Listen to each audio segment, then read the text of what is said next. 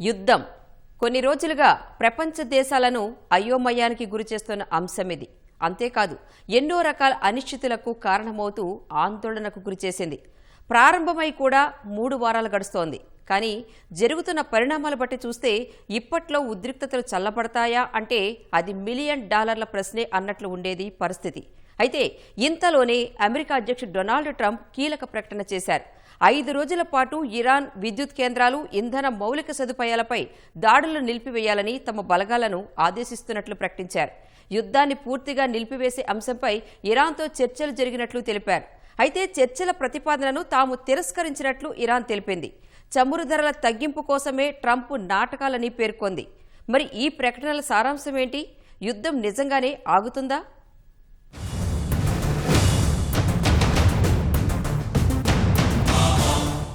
ప్రస్తుత పరిస్థితుల్లో ఏ యుద్ధమైనా ఎక్కువ కాలం కొనసాగించడం ప్రపంచ దేశాలకు శ్రేయస్కరం కాదనేది అందరికీ తెలిసిన వాస్తవం. ఒకవేళ కొనసాగినా 1-2 వారాలకు మించి భీకర దాడులు జరపడానికి ఏ దేశాలు కూడా సాహసం చేయవు. ఎందుకంటే ఆ తరువాత జరిగే పరిణామాలు ఏ స్థాయిలో ఉంటాయో ఊహించడం చాలా కష్టం.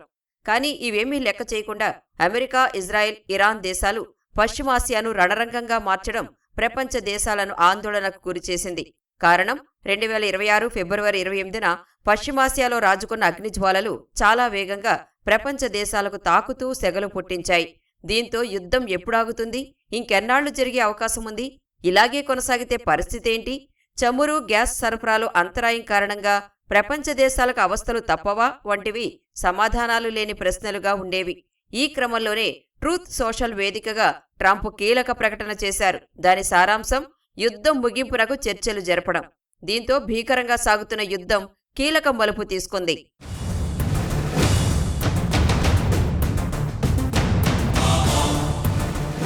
ట్రంప్ తన ట్రూత్ సోషల్ మీడియా వేదికగా చేసిన పోస్ట్లో ఏముందంటే, పశ్చిమాసియాలో జరుగుతున్న యుద్ధాన్ని పూర్తిగా నిలిపివేసే విషయమై ఇరాన్తో 2 రోజులుగా చర్చలు జరుగుతున్నాయని, అవి ఫలప్రదంగా సాగుతున్నాయని ట్రంప్ చెప్పారు.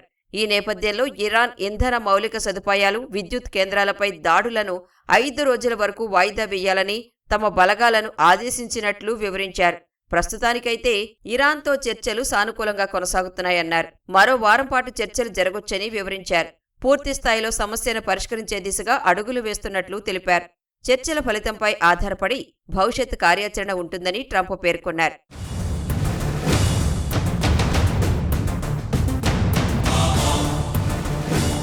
యుద్ధం ముగింపునకు చర్చలు జరుగుతున్నాయని ట్రంప్ చేసిన ఒక్క పోస్టుతో ప్రపంచ దేశాలకు ఊపిరి పీల్చుకున్నట్లయింది. ట్రంప్ చేసిన ప్రకటన నిజమే అయితే గల్ఫ్ దేశాలకు భారీ ఉపశమనమే. అంతేకాదు ఇరాన్పై దాడులను తాత్కాలికంగా నిలిపివేస్తున్నట్లు ట్రంప్ ప్రకటించిన నేపథ్యంలో అంతర్జాతీయ మార్కెట్లో చమురు ధరలు దిగి వచ్చాయి. బ్రెంట్ క్రూడ్ బ్యారెల్ ధర సుమారు 13% తగ్గినట్లు మార్కెట్ గణాంకాలు చెబుతున్నాయి. అంటే చమురుపై యుద్ధ ప్రభావం ఎంతలా ఉందో స్పష్టంగా అర్థం చేసుకోవచ్చు. ట్రంప్ చేసిన పోస్టుపై ఇరాన్ ప్రభుత్వం స్పందించినట్లు స్థానిక మీడియాలో వార్తలొచ్చాయి. అందులో తమ హెచ్చరికలతోనే ట్రంప్ మరోసారి దిగొచ్చారని ఇరాన్ పేర్కొంది. ట్రంప్తో మా దేశం ప్రత్యక్షంగా, పరోక్షంగా ఎలాంటి చర్చలు జరపలేదని ఇరాన్ తెలపడం కొంత ఆశ్చర్యానికి గురిచేస్తోంది.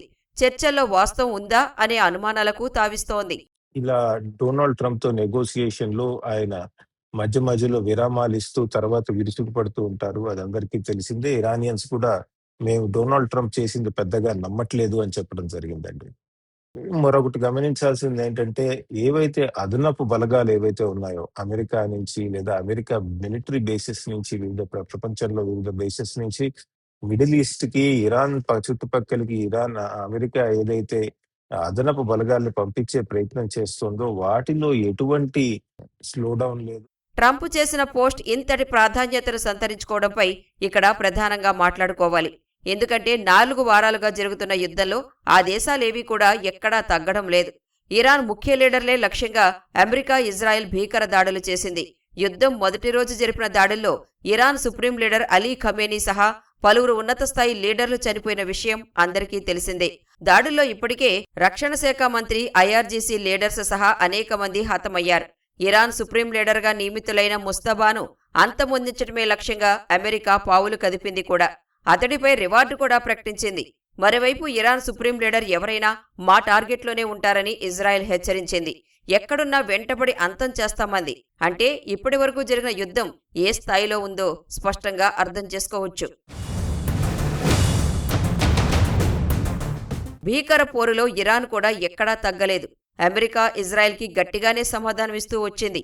వాస్తవంగా చెప్పాలంటే ఇరు దేశాలకు ఒక రకంగా కంటి మీద కునుకు లేకుండా చేసిందనే అభిప్రాయాలు ఉన్నాయి. ఎందుకంటే ప్రపంచంలోనే అధునాతన టెక్నాలజీ కలిగిన ఆయుధ సంపత్తి అమెరికా సొంతం. అందులోనూ ఆధునిక వ్యూహాలు రచించే ఇజ్రాయెల్ అమెరికా పక్షమే. అయినా ఇరాన్ని లొంగదీసుకోవడం కష్టంగా మారిందంటే టెహ్రాన్ ఎంతటి సవాల్ విసిరిందో అర్థమవుతోంది.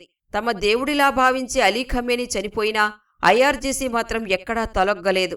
టాప్ లీడర్లు చనిపోతున్నా ముందుగానే రూపొందించిన ప్రణాళికలకు అనుగుణంగా యుద్ధాన్ని రోజురోజుకీ తీవ్రతరం చేసింది. గల్ఫ్ దేశాల్లో ఉన్న అమెరికా సైనిక స్థావరాలే లక్ష్యంగా డ్రోన్లు, మిసైళ్లతో విరుచుకుపడింది.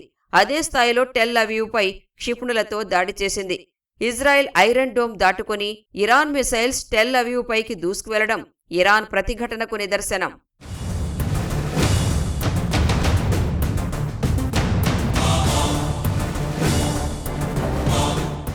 అమెరికా ఇజ్రాయెల్తో పోరాడటం ఇరాన్కు అంత తేలికేమీ కాదు. ఆ విషయం టెహ్రాన్కి కూడా బాగా తెలుసు. అయినా అమెరికాపై ఒత్తిడి పెంచాలనే లక్ష్యంతో యుద్ధం ప్రారంభమైన నాటి నుంచే గల్ఫ్ దేశాల్లోని అమెరికా సైనిక స్థావరాలు ప్రధాన లక్ష్యంగా చేసుకుంది టెహ్రాన్. వాటిపై డ్రోన్లతో తీవ్రమైన దాడులు చేసింది. పాత తరం డ్రోన్లతో పాటు ఎప్పటికప్పుడు కొత్త తరహా మిసైళ్లను ప్రయోగిస్తూ వచ్చింది. ఇటీవల 4000 కిలోమీటర్ల క్షిపణులు సైతం తమ దగ్గర ఉన్నాయని ప్రకటించింది. ప్రధానంగా చమురు కేంద్రాలు, రిఫైనరీ స్టేషన్లను లక్ష్యంగా చేసుకుంది. చాలా చోట్ల చమురు కేంద్రాలను పూర్తిగా ధ్వంసం చేసింది. అటు యుద్ధం ఇప్పుడు ఆగిపోయినా వాటిని పునరుద్ధరించడానికి కొన్ని సంవత్సరాల సమయం పడుతుందని విశ్లేషకులు చెబుతున్నారు. మొదటి విషయం ఏమిటంటే యుద్ధం కేవలం మిలిటరీ టార్గెట్స్ని ధ్వంసం చేసినందువలన పొలిటికల్ ఆబ్జెక్టివ్స్ అచీవ్ కావు. రెండు పక్షాలకు రాజకీయంగా అంగీకరించే ముగింపు రావాలి. ప్రస్తుతం అదే కనిపించడం లేదు. అమెరికా ఇజ్రాయెల్ లక్ష్యం Iran's ability to build nuclear వెపన్స్ని డెసిమేట్ చేయడం. ఇరాన్ లక్ష్యం పాలనా వ్యవస్థను కాపాడుకోవడం మరియు డెటరెన్స్ని నిలబెట్టుకోవడం. అమెరికా ముందున్న అతిపెద్ద సవాల్ ఇరాన్ మిలిటరీ కేపబిలిటీని దెబ్బతీయగలిగిన పర్మనెంట్ పొలిటికల్ సొల్యూషన్ రుద్దడం సులువు కాదు.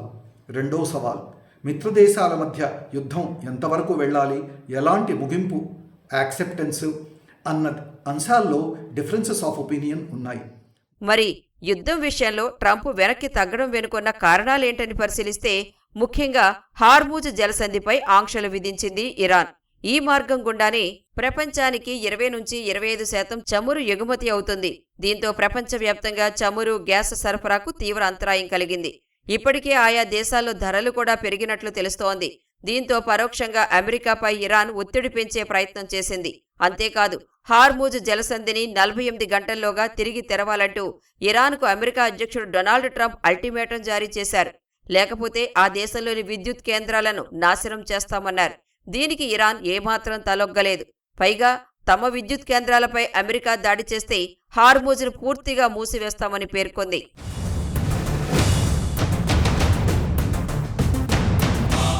ట్రంప్ తీసుకున్న నిర్ణయాలతో గల్ఫ్ దేశాలు కూడా తీవ్ర నష్టాన్ని చవిచూశాయి. ట్రంప్ తీరుపై అసహనం వ్యక్తం చేశాయి. అలాగే అమెరికా ప్రజలతో పాటు ప్రపంచస్థాయి వ్యక్తుల నుంచి ట్రంప్ పట్ల విమర్శలు వెల్లువెత్తుతున్నాయి.